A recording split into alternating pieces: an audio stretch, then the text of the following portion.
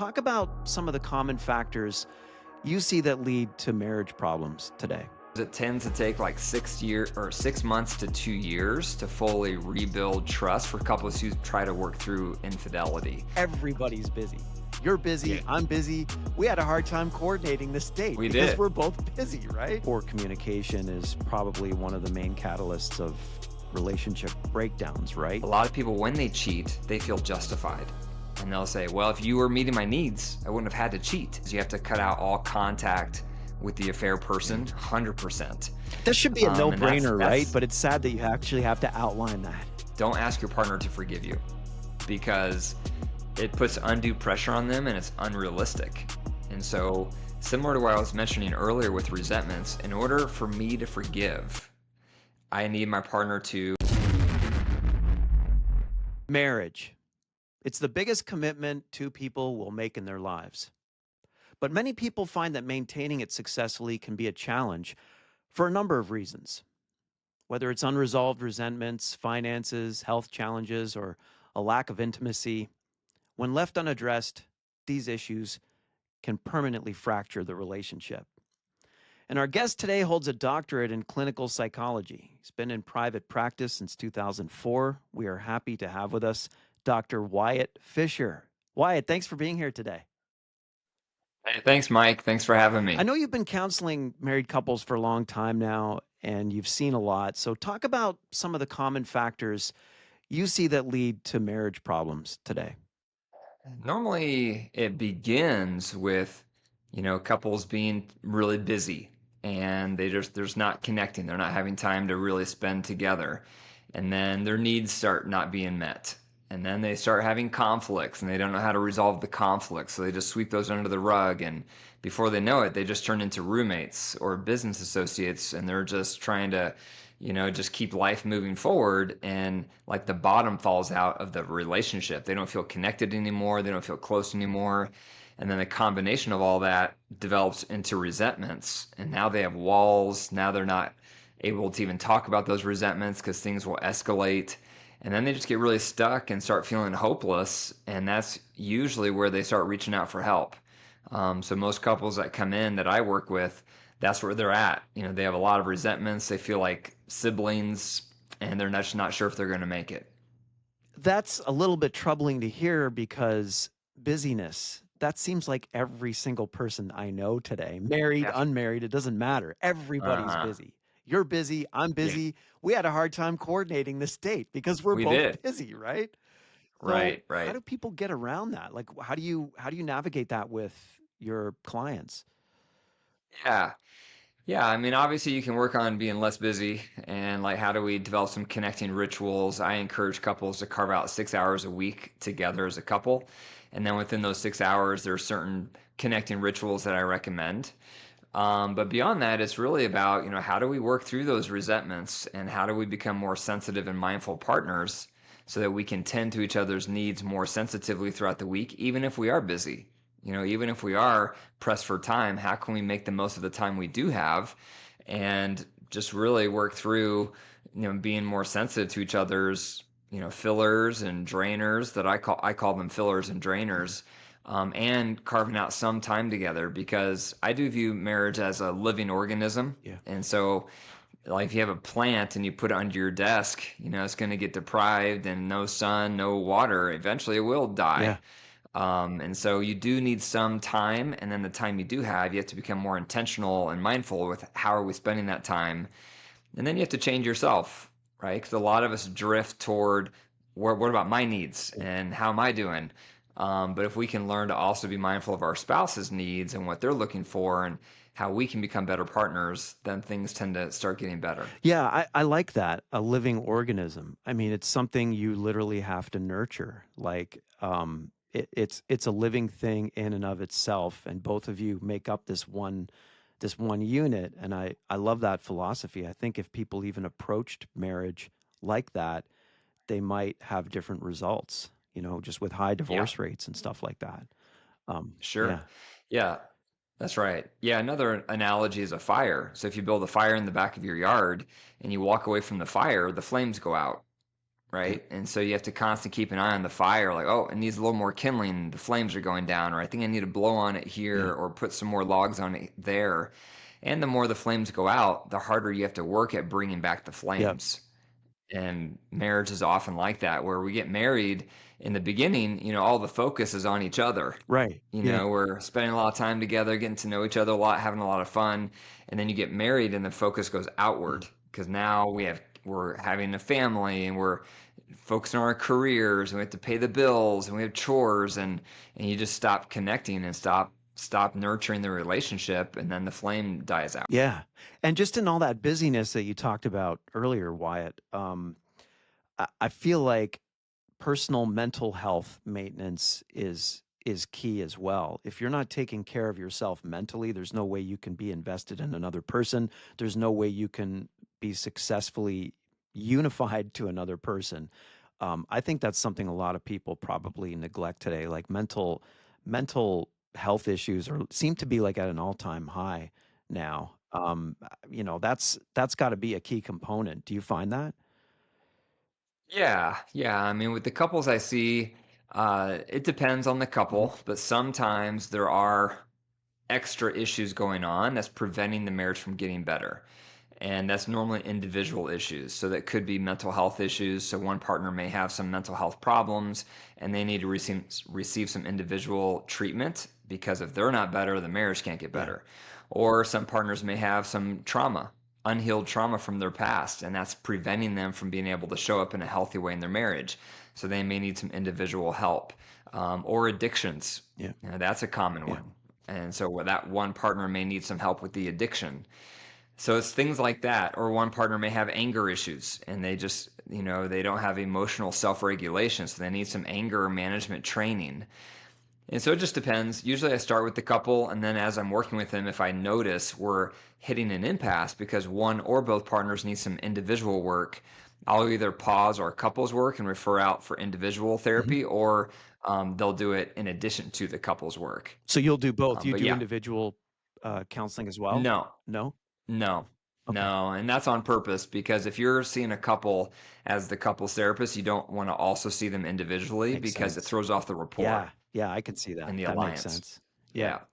Yeah, yeah. Talk about the role of communication skills, with regards to how you counsel people. Obviously, poor communication is probably one of the main catalysts of relationship breakdowns, right? Talk about that. Mhm. Yeah. Yeah. So there's a lot of different ways to define communication, right? And a lot of people, that's one of the number one things people will say, like, we just need help to communicate. So when I think of communication in marriage, I contrast it with communication in friendships. So if you think about communication in friendships, think of it as clean water, right? When we're communicating, we're hanging out, we're buddies. There's no hard feelings, there's no resentments, there's no needs not being met. And so we have clean water in our communication. So we're open with each other, we're just having a good time. There's no barriers to that communication. In marriage, you have water and then you also have mud. And the mud is my needs aren't being met. And I have some resentments toward you. And we didn't resolve that conflict last night. So now that mud is getting mixed with the water. And so now we have muddy water in our communication.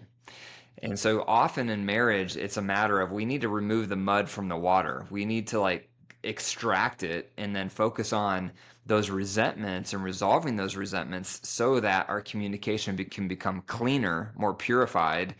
And that in and of itself helps communication, is just resolving those unresolved issues in the relationship. How hard is it to get over resentments when they come up between couples in your practice? So there's a couple things to think about with resentments. One is how you talk through resentments makes a big difference. So I use a tool called the Reunite tool.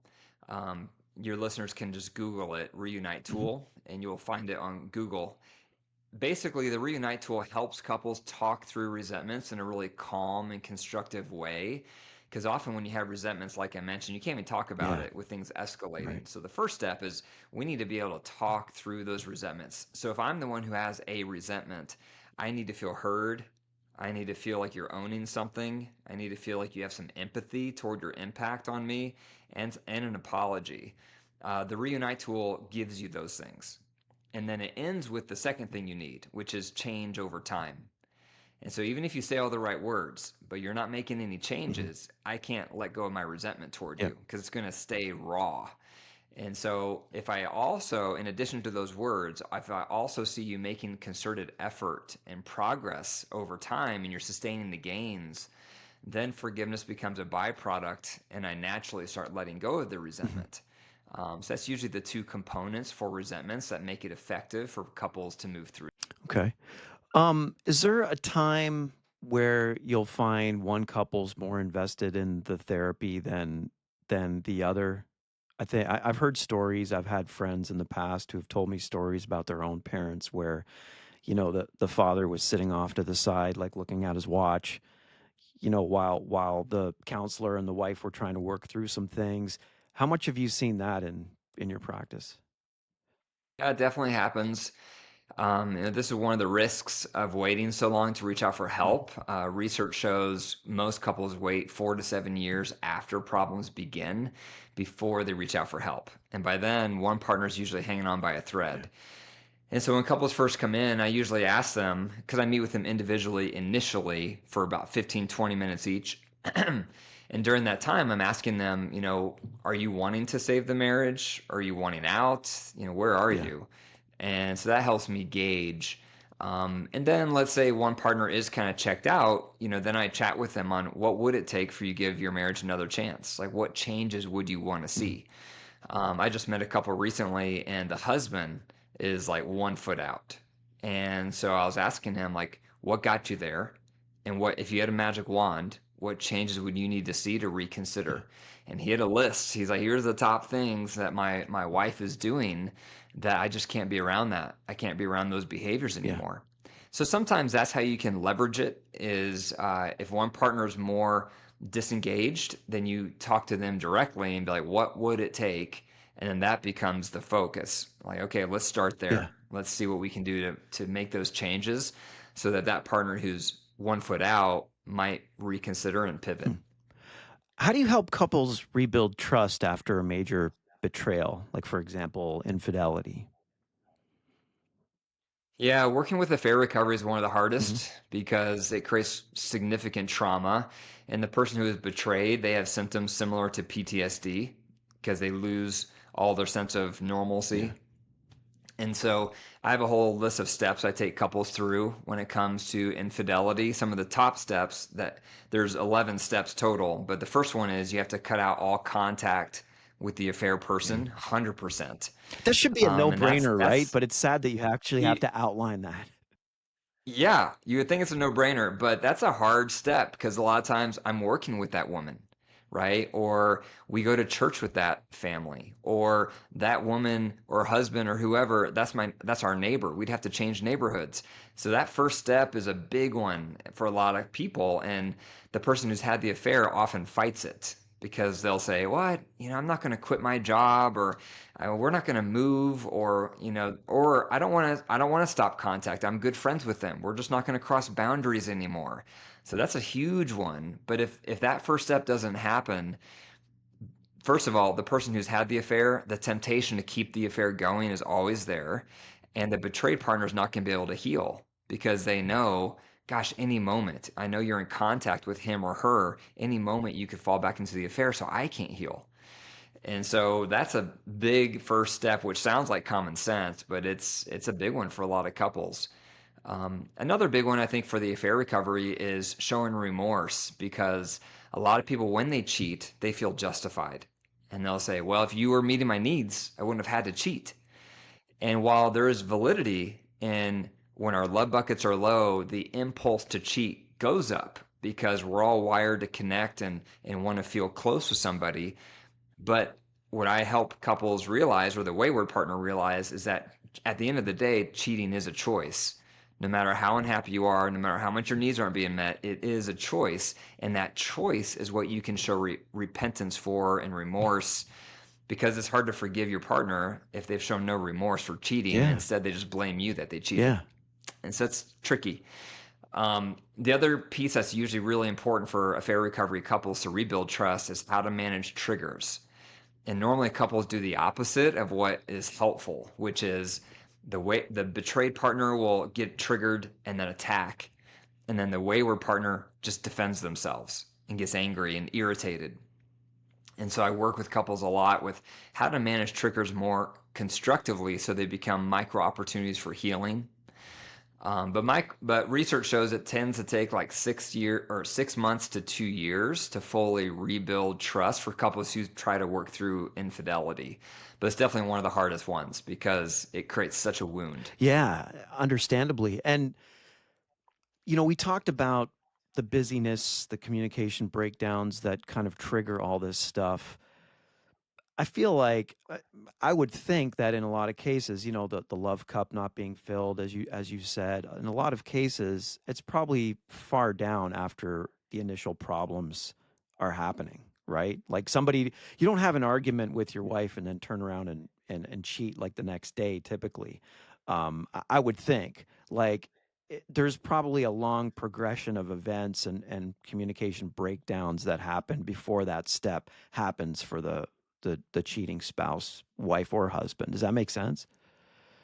On average, yes. On average, it's you're going through a long season, a dry season in your marriage where you're just not connecting emotionally or you're not connecting Mhm. physically. And then it just makes you more and more ripe to get that met somewhere Yeah. else. But other times, it can also be something where your partner is doing a great job meeting your needs and being a great partner, but you're going through something in your life, like maybe some significant loss or a life transition, and you're really unhappy with yourself, and so you act out and cheat because something's going on inside of you and actually has nothing to do with your marriage. So that's usually it's usually either a problem with the marriage or a problem within myself with why I cheat. That's that second one. A lot of people don't think about that I've never even heard of that. because So dig into yeah. that for me. Like how do you see that unfolding when you're talking to people? Yeah. Yeah, so I've seen some, for example, where like they'll lose a parent Yeah. and it's like such a traumatic event for them and like a life crisis that it just puts them in this headspace where they're like, "Oh my gosh, like, you know, I need to like do something and I need to like, distract myself or I Yeah. need to feel really special or I need to feel like the center of someone's world." And so going through significant loss can be one example of that. Life transitions, like getting, they say the midlife Yeah. crisis, which actually doesn't have much research I was gonna say support. you put that in air quotes. Yeah, Yeah, you don't believe in yeah, that? because it doesn't have much research support. Yeah. It Majority of people do not go through a midlife crisis, Okay. but there are some people who go through transitions in life and they feel like, ah, am I still attractive? Am I still desirable? Yeah. Let me act out and find out. So things like that can happen. Um, or yeah, maybe you're just feeling stuck in your career and you're feeling like, ah, am I a failure? And well, if I had an affair, that might make me feel like a winner, Yeah. because this person would like, really desire me. Other people, it can be something that they're kind of predisposed with from growing up, because maybe growing up they were the center of attention Mhm. and they had a lot of focus and they're used to that, and then now they're married and they're not feeling like the center of the universe anymore, so they want to have an affair to feel like the center of the universe again. Yeah. um, so it kind of varies. The majority of the time though, it is because the marriage isn't going very well and it makes them more susceptible, but other times it can be because they're not doing very Yeah. well. And that second one is interesting. Like I said, I've never heard that side of it. I always thought it was just the signs of something breaking down and the love cup not being filled.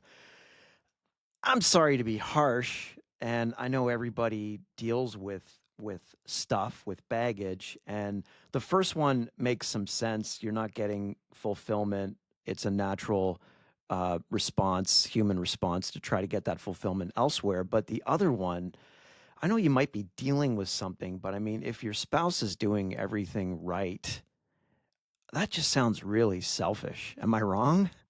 Am I Yeah. wrong or And that second one's even harder to heal from if you're the betrayed yeah. partner, because if you're in a situation where your partner cheats, and you know that you weren't doing a very good job on your side by tending to the marriage, and so you didn't, it wasn't your fault that they cheated, but you know you played a role, Yeah. right? So that's a little easier to understand why Yeah. your partner cheated. Mhm.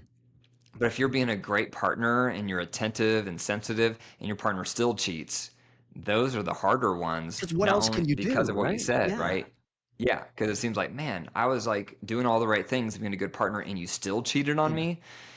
And that can make you even more fearful that it's going to happen again because you can feel like, I don't know what I could do to prevent this again because I was already being such a great Yeah. partner. Yeah. Yeah. So that can be a harder one to recover from for sure. Is that narcissistic, that kind of behavior, do you think? It definitely can be. Yep. Where it's just focused on, I mean, in a way, all infidelity can be Yeah. labeled Yep. narcissistic because it's all about like Yep. me, what do I want? What's going to make me feel good? Mhm. But yeah, the second one is definitely the hardest one to get over, and it can be a stronger narcissistic vein underneath Yeah. it.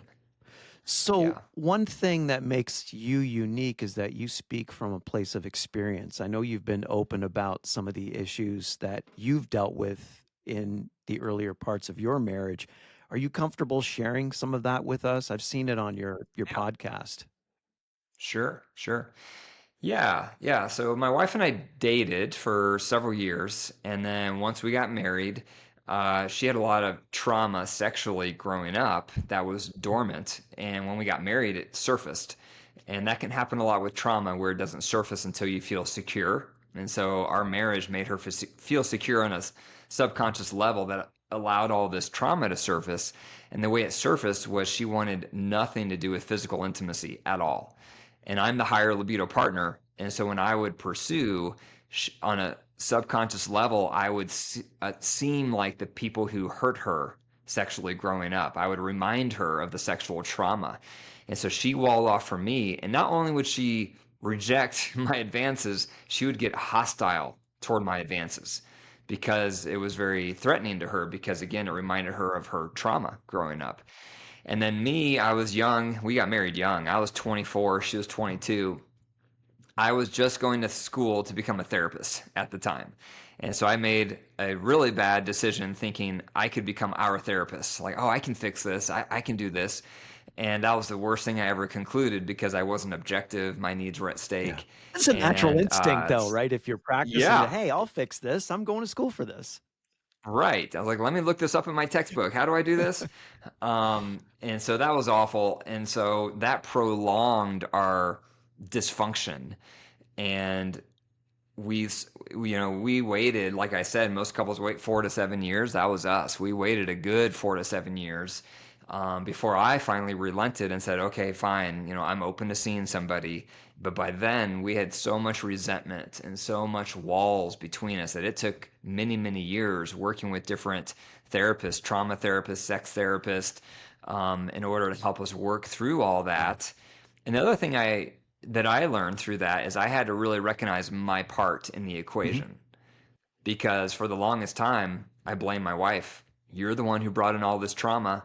You're the one that's avoiding the bedroom. It's all your Yeah. fault. That was kind of my stance for a long time. And I finally had to realize, like, wait a minute, how am I reacting to her trauma? How am I responding to this rejection in the bedroom? And I was not responding well. She would get mad and reject, and then I would respond with anger. And so my anger was just making it all Mhm. worse because that would send a signal to her that I'm even less Yeah. safe. So she would wall off Yeah. more. And so that was a big pivotal point is when I was able to start recognizing my contribution and how I'm making things worse, even if it was a smaller percentage. The moment I focus on me and what I could be doing better and take ownership from my side, that's when things started to pivot. So yeah, when I help couples, it's definitely from a not just professional perspective, but also personal because I know what it feels like to be hanging on by a thread. But I also know what it feels like to heal resentments and fall back in love. I appreciate you sharing that and just expressing what you went through. I think that probably makes you a very effective therapist in that, you speak from experience and not just what you read in a textbook and learn during an exam or whatever. Um, so you hit on something when you were explaining that jumped into my mind, and that was just that commitment of, okay, I've got to pull my socks up and fix this. How important is that initiative? I mean, that initiative, you said things started to come together when you changed your mindset and you made that conscious decision to fix what was happening. Is that an oversimplified solution, or are the people out there listening who are experiencing marriage troubles, relationship troubles, need to take on that same posture? Yeah, the pivot came when I started owning my contribution to the problem. Okay. That was the pivot. Okay. And so that is a huge issue for a lot of people. So anyone listening right now, you're probably thinking about all the stuff your partner's doing wrong Yeah. in the marriage and how they could be doing better. And that's what you can't control. And that's what we want to focus all of our attention on is what is our partner doing wrong? How can they be getting better? Um, but that's where you're not going to get much traction Hmm. initially. And so initially, instead, you need to be focusing on what am I doing that's making it worse? Hmm. Right? How am I contributing? Even if it's 10%, right? Even if it's a small percentage, but what is your part in this vicious Yeah. cycle? And if you can focus on what that is, like for me, it was responding with anger to my wife rejecting me and getting hostile around the Yeah. bedroom. When I would respond with anger, that was me making it Yeah. worse. And so when I started working on my part of that and owning it and apologizing for my side and learning to respond differently, that's when things started to change because she couldn't point the finger my direction Hmm. anymore. Right now, I wasn't part of the issue. Right. Now the remaining issue was her Yeah. trauma and needing to heal that trauma. So that's the kind of dynamic that happens a lot. Is we get really fixated on what our partner's doing Hmm. wrong, but we don't focus very much on what we're doing. Yeah. And so that's the pivotal point. So to start focusing on that. Yeah. And if you work with a couples therapist or a coach, don't go into those sessions talking about what your partner's doing Yeah. wrong. Go into those sessions and say to your coach or therapist, I want to learn what I can be doing better. Right. And that's a really powerful mindset to have. Yeah, definitely.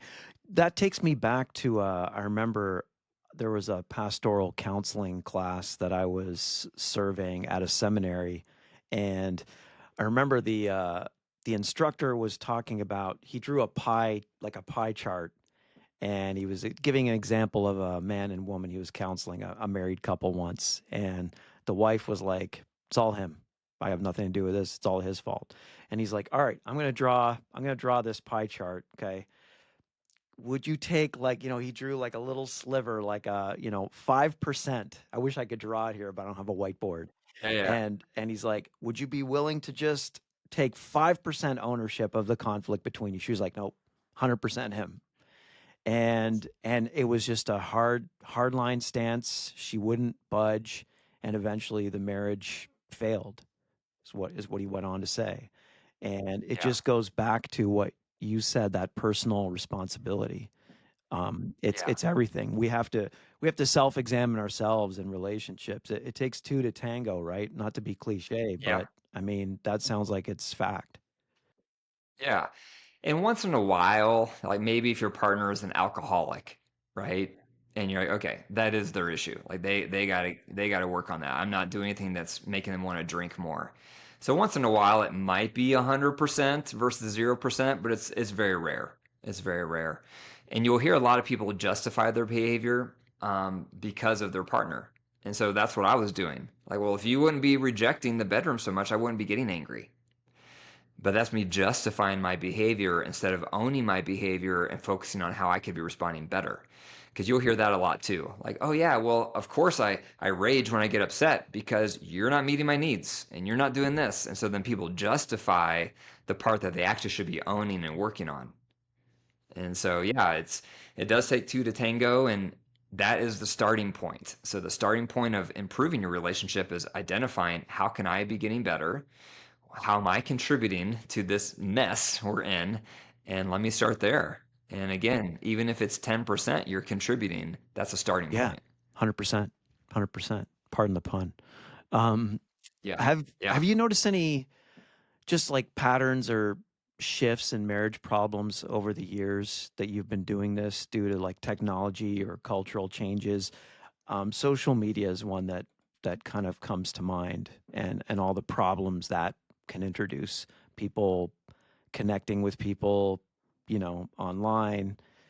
How much of that, people getting addicted to Facebook or whatever platform they're on? Some people can't get off these platforms, right? They can be highly addictive, and they seem Yeah. largely engineered that way, right? Um, how much of that do you see creeping into relationship troubles today?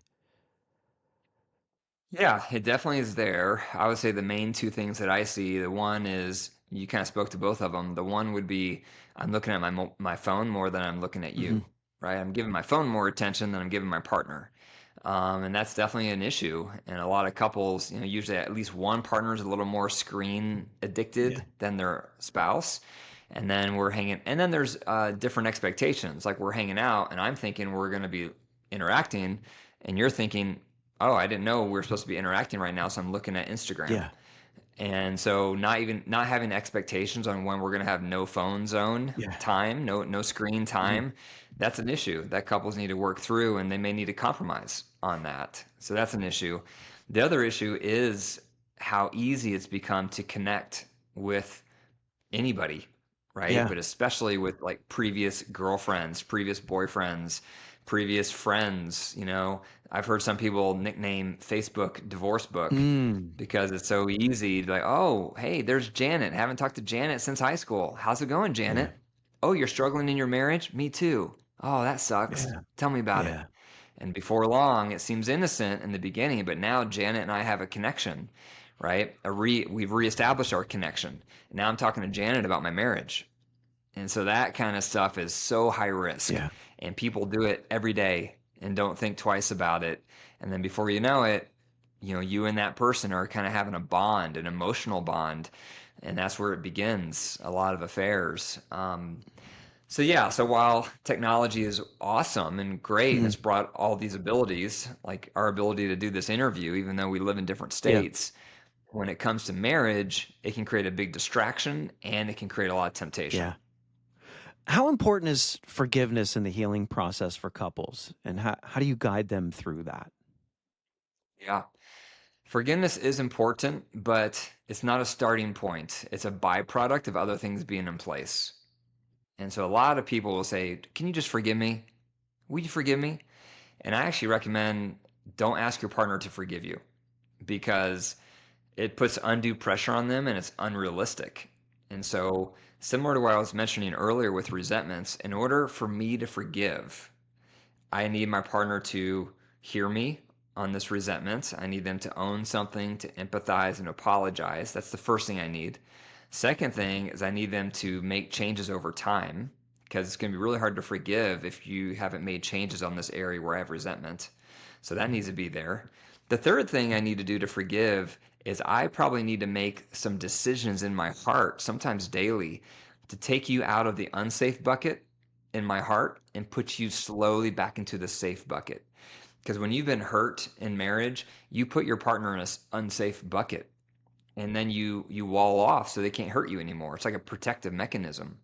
And so even if they've done those first two things, you may still have them in an unsafe bucket in your heart. And so you may need to make these micro decisions to slowly move them into a safe bucket again. And that's where you look at the data. Have they changed over time? Have they put it in concerted effort over time? And if they have, then it's a calculated risk to slowly put them back into that safe bucket. So that process, if those steps are there, forgiveness is a byproduct. And so that's what I mean. You don't start with forgiveness. You got to work on these other steps, and then forgiveness will automatically fall into place. Mhm. Yeah, you almost have to earn that forgiveness, right? You Yeah, have to build up, you do. you build your resume back up with your Yeah. significant other, right? Yeah. And it's different if, like, we're talking about, oh, I need to forgive this person I don't have contact with Mm. anymore, and I need to have peace with that, and it's eating me alive that I haven't forgiven them. There's something to be said with that kind of Yeah. scenario where I need to forgive them in my Mhm. heart because I don't have contact with them anymore and it's eating me up, Yeah. right? But when you're in a marriage, a committed relationship with someone, it's not that Yeah. easy because you've hurt me. You're still doing that behavior that hurt me. So how am I supposed to forgive you for Yeah. that? Yeah. Yeah. How do you deal like how do people deal with external factors that affect their marriages or relationships? Like not something they're specifically doing wrong. It's not the case of an affair or neglect, but like financial problems, health issues, like things that we don't always have immediate control over. How do people navigate through those kinds of troubles? A lot of it is trying to communicate on speaking of communication on what's happening here. Here's my concerns, or this is what I see coming. What are your concerns? What do you think? And then what should we do about it Mhm. as a team? So finances is a good example of that, where let's say, we're under some financial Yeah. strain and things are Mhm. stressful. So one partner goes out and gets a second job or tries to start a company on their own without ever consulting with their partner. Should I do Yeah. this? They just do it. And now that spouse is out there, doing a second job, and now they're not home. And now that partner who's home is upset and stressed because they're like a single parent now. Mhm. And it kind of comes from, we had some financial strain, but we never talked through what are we going to do about it? Yeah. What should our plan be? So I think when you face stressors in life, whether it's health issues or financial pressures, it's very important to not only talk about what do we each feel about it, but then we have to develop a plan together so we're unified and we're on the same page and then we have the same expectations. Should I go get a second job or should I not? Mhm. Let's talk about that. Should I, start this business over here to help our income, but that would mean I'm going to be gone that much more. Yeah. Is it worth it? Is it not? Let's talk about it. So I think that's one of the key things that a lot of couples don't do. They don't get on the same page. They don't coordinate their efforts, and then they're just kind of, going off doing their own thing. And then unfortunately, a lot of times that makes things Mhm. worse instead of better. Mhm. We talked earlier about couples that are having a lot of issues and it almost feels like they're roommates. What's a first step, like an application that you can offer to couples listening to this that feel like they're living as roommates right now? Like the intimacy's gone, they're not spending time together, but they desire it. They've just forgotten how to be in a relationship because of the busyness of life. What would you tell those people? Yeah. First step is resolving resentments Mhm. because it's hard to feel like friends and it's hard to have sex with someone you Yeah. resent.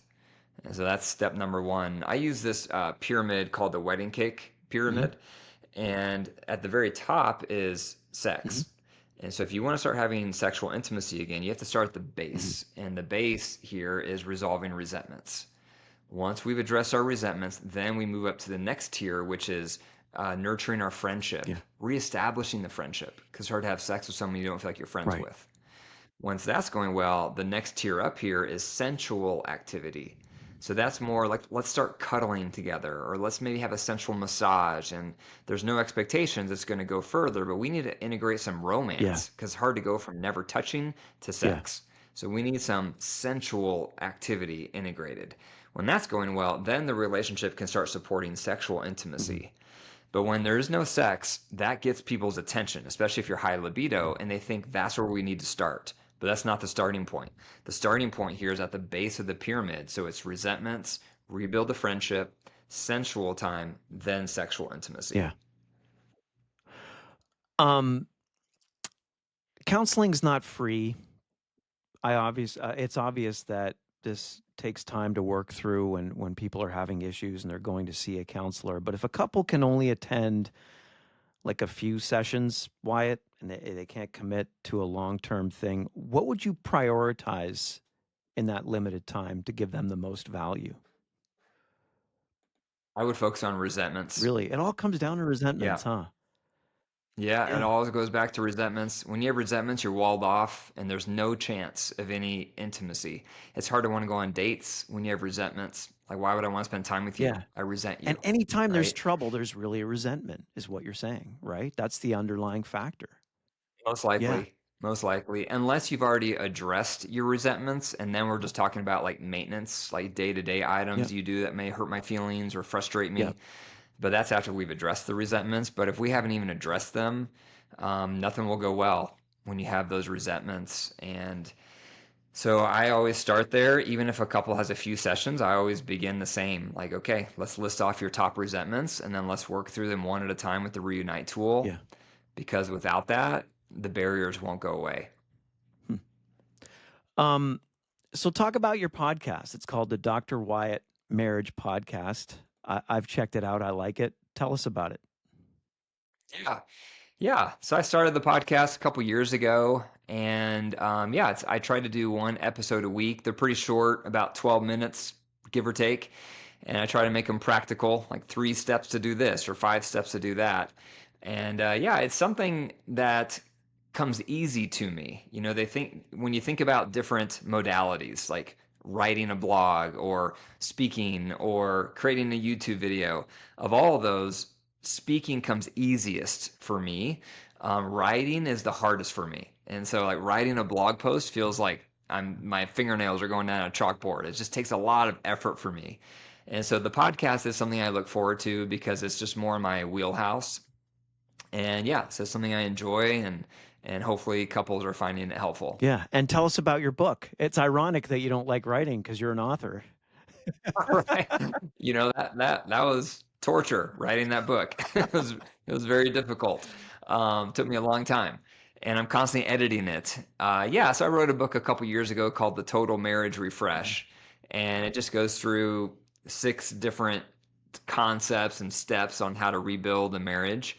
And there's a lot of tools, a lot of strategies, a lot of concepts in it to help marriage become more practical. Because often couples therapy for couples can feel Yeah. nebulous. Like we're just going to talk about our feelings the whole time, and then now I have no idea of what to do Yeah. now.